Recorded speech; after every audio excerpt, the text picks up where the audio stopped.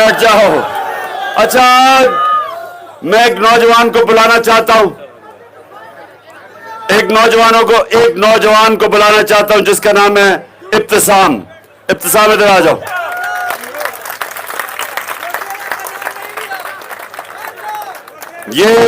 अब ये सुनो, जरा इसको देख लो, ये देखो, चुप करके जरा इस नौजवान को देखो।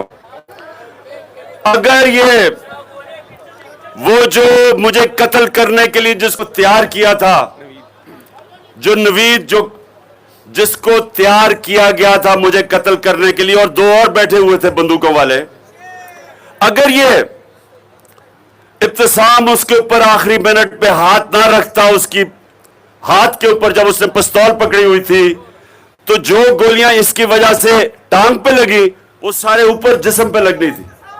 तो इस आदमी ने मेरी जान बचाई है, मेरी नहीं, और भी जितने, सुनो, और भी जितने ऊपर कंटेनर में 11 लोगों को गोलियां लगी, सारों को नीचे गोलियां लगी, क्योंकि इसकी हाथ की वजह से उसकी बंदूक नीचे गई और गोलियां हम सब के नीचे लगी।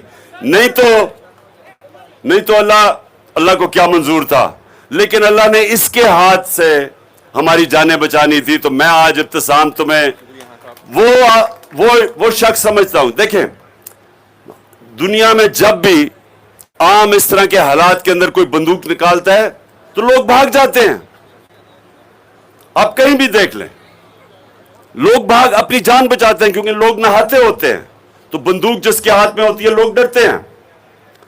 तो ये नौजवान ने बंदूक देखते हुए जो इसने किया है, ये मैं तो इसको हमेशा याद रखूंगा, और इसको कौम को भी हमेशा याद रखना चाहिए इस नौजवान। तुम यही बैठ के कहो। अच्छा जी, हम बैठ जाओ। अच्छा जी,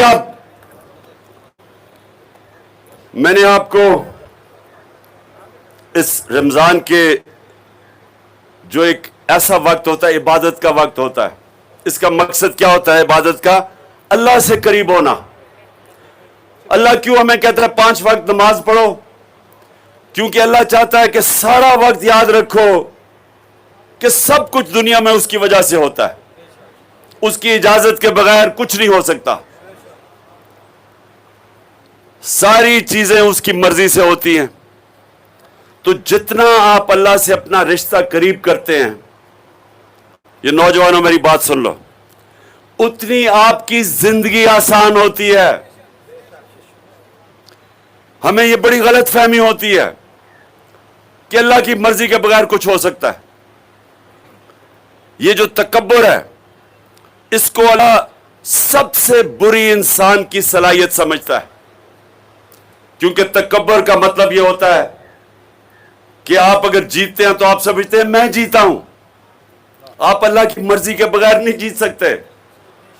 मैं खेलों की ग्राउंडों में दुनिया की टॉप खिलाड़ियों के खिलाफ 20 साल अपनी जिंदगी में खेला, और जितना मैं खेलता गया मुझे इस चीज का एहसास होना शुरू हो गया कि इंसान जितनी मेहनत भी करे, जितनी कोशिश भी करे,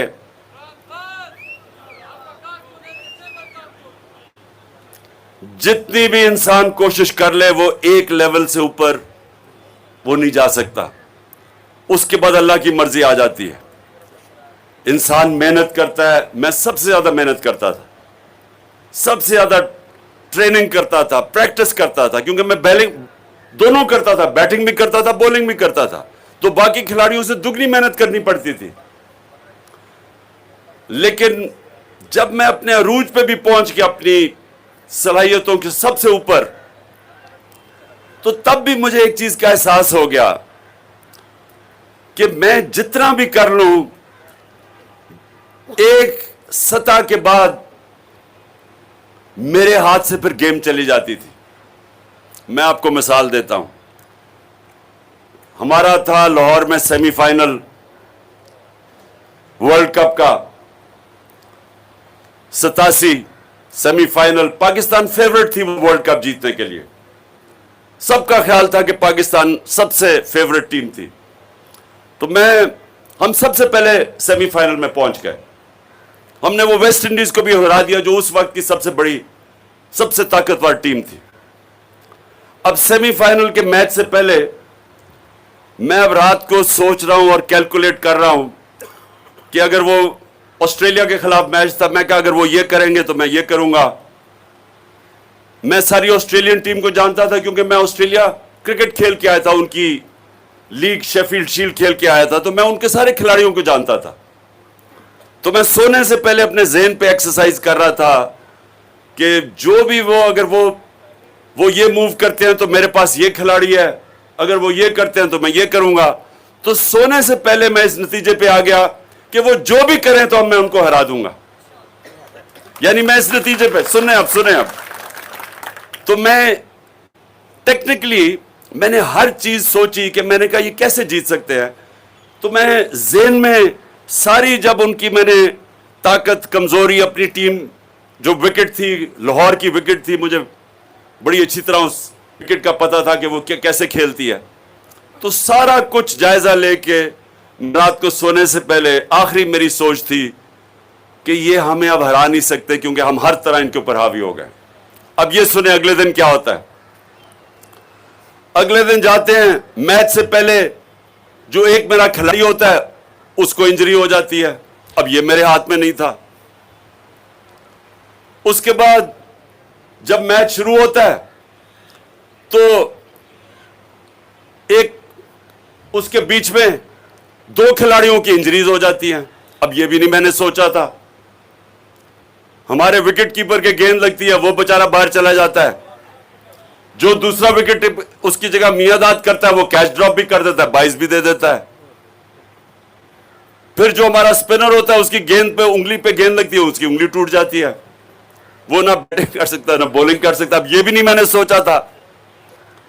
اس کے بعد ان کا جو 2 نیوٹرل ٹاپ امپائر ہوتے ہیں وہ ان کی ایک ایسا فیصلہ کرتا ہے، یعنی جس بیٹسمین کو آؤٹ دینا ہوتا ہے وہ نہیں آؤٹ دیتا، دوسرے کو غلط فیصلہ کر دیتا ہے، وہ ہمیں اور نقصان ہو جاتا ہے 17-18 رنز کا. پھر جب ہم بیٹنگ کر رہے جب جیتنے والے پوزیشن میں پہنچتے ہیں تو وہ امپائر مجھے اس ٹائم پہ آؤٹ دیتا ہے کہ جس وقت ہم جیتنے والی پوزیشن میں آ گئے تھے. اب وہ بھی نہیں میں نے سوچا تھا. تو اور وہ ہم میچ 14 یا 17 رن سے ہار جاتے. اب میں کہنے کی آپ کو یہ کوشش کر رہا ہوں کہ اس سے سبق یہ ملتا ہے آپ کو کہ انسان جو بھی کر لیتا ہے آخر میں وہ چیزیں جو آپ کے ہاتھ میں ہی نہیں ہوتی وہ اللہ کے ہاتھ میں ہوتی. پھر اب آگے چلو. یہ تھا 87، اس سے اگلا ورلڈ کپ کھیلتے ہیں جو میرا آخری ورلڈ کپ تھا. اب سیمی فائنل میچ ہو رہا ہوتا ہے. یہ سنیں ذرا غور سے. نیوزی لینڈ کے ساتھ ہمارا سیمی فائنل کا میچ ہو رہا ہوتا ہے. وہاں کا قانون تب تھا کہ اگر آپ دوسری بیٹنگ کر رہے ہوں اور بارش ہو جائے تو وہ میچ اب ہار جاتے تھے. وہ قانون ہی عجیب سا تھا. تو ہم دوسرے بیٹنگ کر رہے، گھنے بادل آئے ہوئے، صرف 5 منٹ بارش ہونی تھی اور میچ ختم، ہم ہار گئے تھے. تو وہ جیسے ہم جیتنا شروع کیا تو سارا جو بھرا ہوا تھا اسٹیڈیم، نیوزی لینڈ میں میچ تھا، سارے اب آسمان کی طرف دیکھ رہے ہیں کہ اب بارش شروع ہو گئی. وہ تھوڑی سی بوندا باندی ہوتی تھی، وہ امپائر جاتا تھا باہر نکلنے کے، بارش رک جاتی تھی. پھر وہ تھوڑی سی بوندا، پھر وہ کہتا تھا باہر جاؤ. سارا کراؤڈ دعائیں کر رہا تھا کہ اب بارش ہو، تو وہ بارش نہیں ہوتی تھی. 15 منٹ میچ کے بعد بارش شروع ہوئی اور 1.5 دن بارش چلی. کہنے کا مطلب یہ ہے کہ یہ ہمارے ہاتھ میں نہیں ہوتا. سو اس لیے جو ہم تکبر کرتے ہیں نا کہ میں جیتا ہوں، یہ اللہ کی مرضی کے بغیر کوئی جیت نہیں سکتا. اس لیے تکبر، ایک منٹ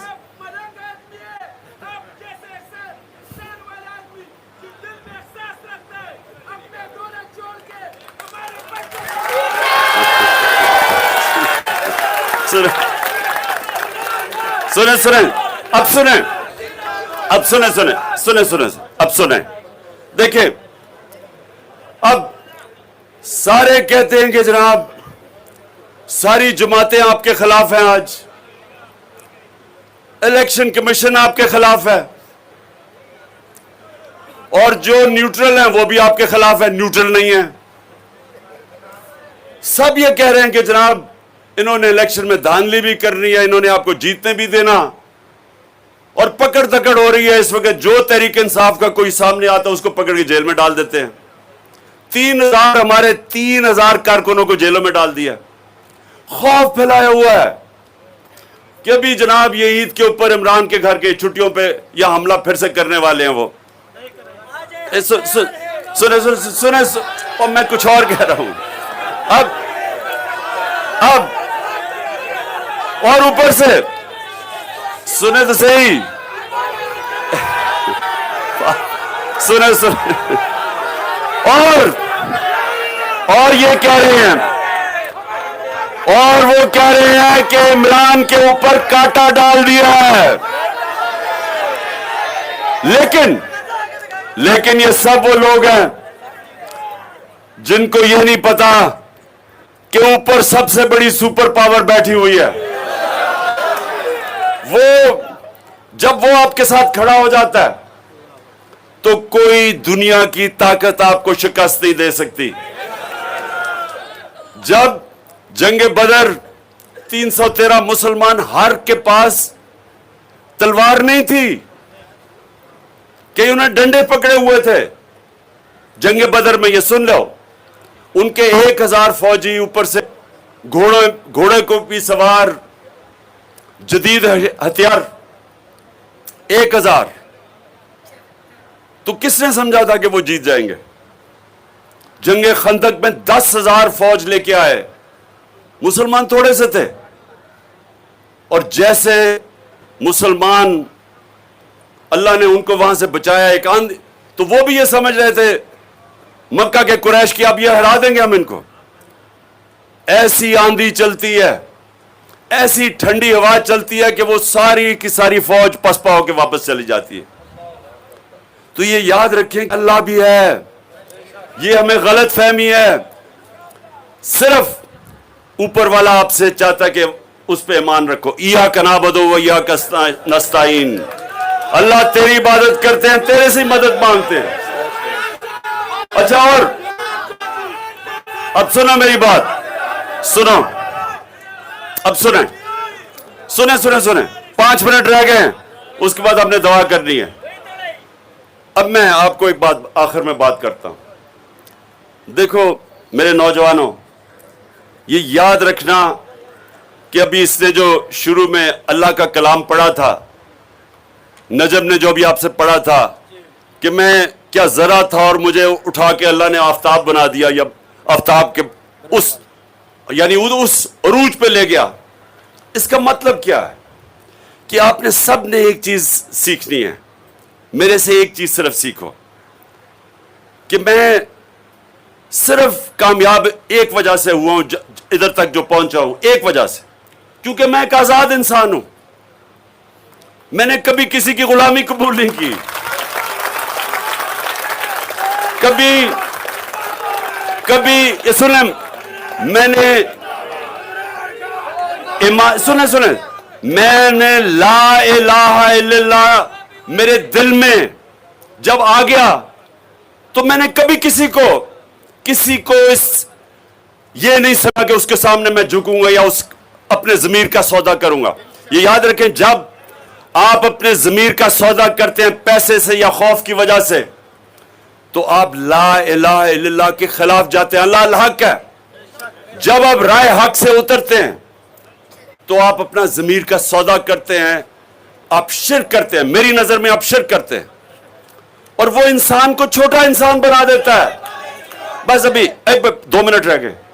جب آپ اس کا مطلب سمجھ جائیں لا الہ الا اللہ کا, یہ ایک فلسفہ ہے جس نے وہ مدینہ کے ان لوگوں کو, عربوں کو جن کی حیثیت کوئی نہیں تھی, ان کو انہوں نے نبی صلی اللہ علیہ وسلم نے آزاد کر کے دنیا کی امامت کروائی. یہ تاریخ کا حصہ ہے کہ 2 سپر پاورز چند سالوں کے اندر ان کے سامنے گھٹنے ٹیک گئی. کیونکہ پاور ہے لا الہ الا اللہ میں, آپ نے سمجھنا ہے.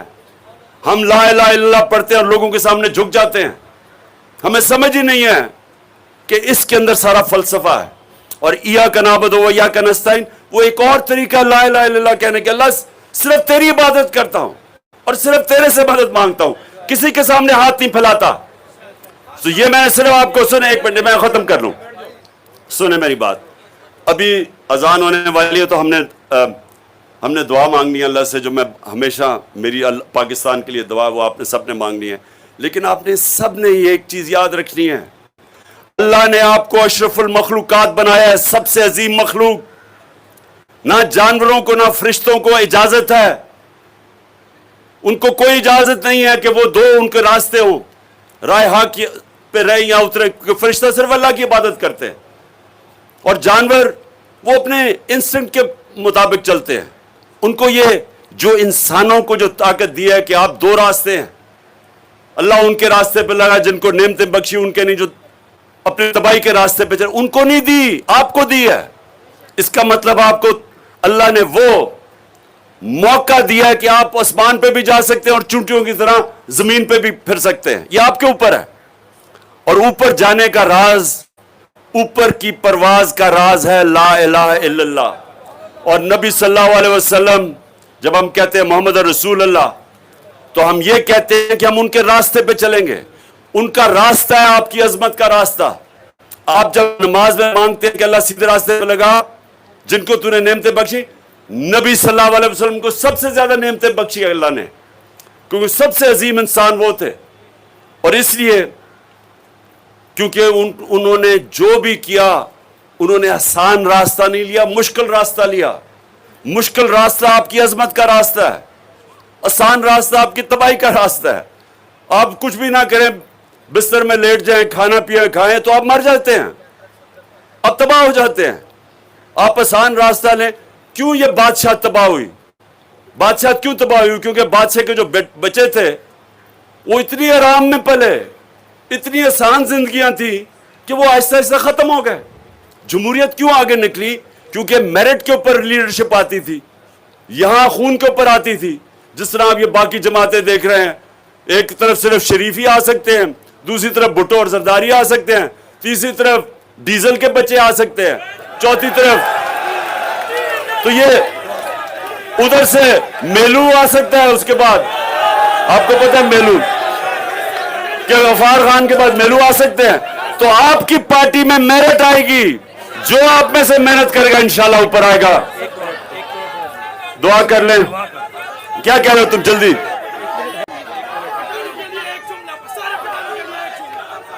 میں بار بار پٹھانوں کے لیے ایک جملہ کہتا ہوں کہ ایک اللہ نے انسان پیدا کیے، دوسرے پٹھان پیدا کیے.